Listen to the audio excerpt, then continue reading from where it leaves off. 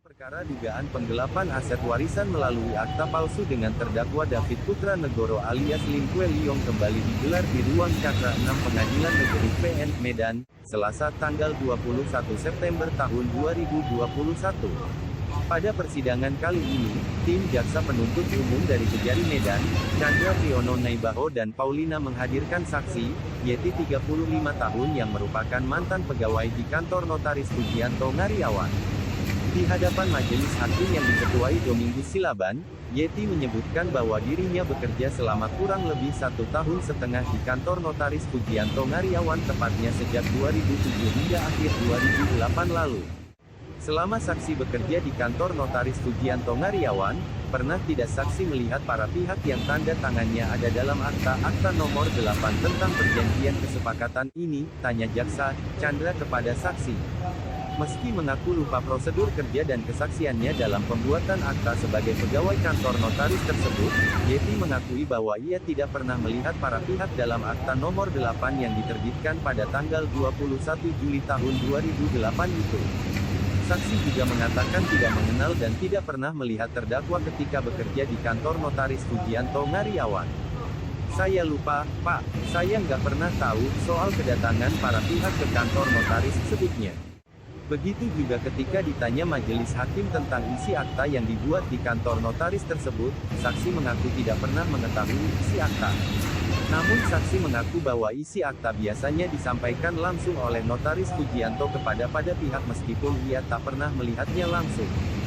Saya lupa, Pak, saya nggak pernah tahu, biasanya Pak Notaris yang menyampaikan ke pihak-pihak. Tapi saya nggak tahu kalau pas disampaikan, sebutnya. Usai mendengar keterangan saksi, majelis hakim yang diketuai Domingus Silaban kemudian menunda persidangan untuk dilanjutkan kembali pada pekan depan. Berikut simak wawancara, JPU Chandra Naibaho dan kuasa hukum korban, Longser Sihom.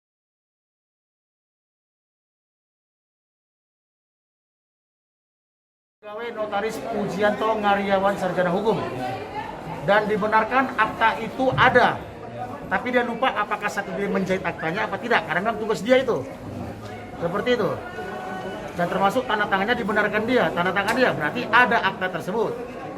Tetapi sesuai dengan Undang-Undang Notaris di pasal 40 yang saya bacakan, 39 dulu saya runut, 39, harusnya notaris memperkenalkan saksi ini kepada penghadapnya yang berkepentingan, baru ditandatangani semua pihak, termasuk juga pasal 40 tadi.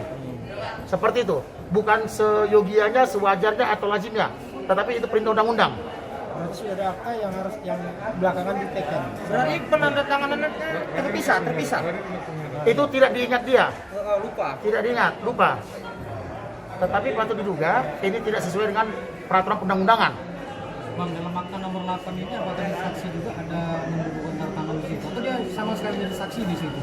Ada, hanya tanda tangan katanya. Tetapi harusnya dia itu dihadapkan dengan penghadap ini, baru dibacakan sama notaris. Idealnya seperti Ada itu ya? bukan idealnya, kata undang-undang. Kata undang-undang. Perintah undang-undang di pasal 39 dan 40. Diperkenalkan sama penghadap, dibacakan isi akta, baru membubuhkan tanda tangan maupun cap jempol atau paraf. Berarti Bang diduga ada tanda tangan palsu lah di situ. Seperti itu. Bukan tanda tangan palsu, aktanya yang kita ini kan. Aktanya palsu. Itu Iya, sah. tanda tangannya dibenarkan dia, tanda tangan dia itu. Aktanya tidak sah. Jadi Bang, terkait saksi tadi yang bilang minut akta tadi Bang yang asli katanya Bang. Iya, itu minuto asli. Berarti dia telah menampak ya? Nampak Ya, dia kan sudah melihat. dipertegas dia pernah melihatnya. Diperlihatkan sama penyidik. Tapi dia tidak ingat kapan itu, seperti itu. Kemungkinan ada berapa saksi lagi yang bakal kita hadirkan? Saksi kami hadirkan untuk berikutnya sesuai dengan penetapan hakim hari Selasa depan itu si Johannes Pandapotan. Hanya satu ya berarti? Hanya ya? satu. Karena mungkin agak panjang memeriksa karena usia dia udah di atas 70 tahun. Nah, seperti itu. Tadi siapa Bang? Nama saksi kita. Yeti, mantan pegawai notaris Pujianto Nama Ngariawan. Bang siapa Bang? Tanya. Bisa dijelaskan Pak terkait dua tersangka yang belum diperiksa sampai saat ini? Bagaimana tanggapan? Oke, saya menjelaskan dulu tadi pemeriksaan saksi Yeti, pegang notaris, di mana dalam akte 81 Juli 2008 yang dibuat oleh Notaris Pujianto Ngariawan, saksi Yeti adalah saksi di dalam akte itu. yang sangat diduga keras palsu. Kenapa? 21 Juli 2008 almarhum Yong Chin Bun itu dan nama-nama penggarap di situ kebanyakan berada di rumah sakit Mount Elizabeth Singapura dalam rangka berobat. Kasus ini sederhana, tersangka sudah ditetapkan Poltabes penyidik 3 orang tersangka sejak 11 September 2020. Tersangka pertama terdakwa sekarang ini, David Putrawanto, yang sedang berproses sebagai terdakwa. Kedua, tersangka 2 Notaris Pujianto, dan tersangka 3 Lin Shu Leong. Dan telah 2 kali panggilan minggu lalu oleh penyidik Poltabes dan sudah keluar tidak menghadiri panggilan kedua, dan informasi terakhir tidak berada di alamat. Kami harap Pak Kapoltabes penyidik menerbitkan DPO tersangka Pujianto Ngariawan. Itu harapan kami, supaya ada kepastian hukum, rasa keadilan dan kemanfaatan.